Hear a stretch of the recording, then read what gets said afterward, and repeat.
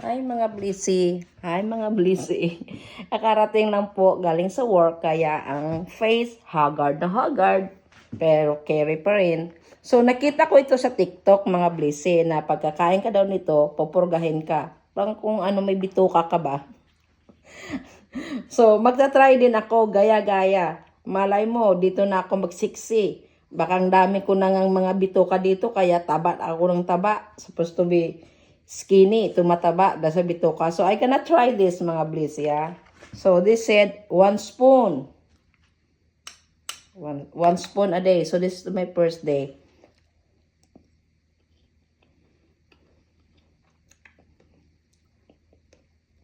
Di ba, ano ba yun? Nguyain ba o hindi? So, niluron ko na lahat.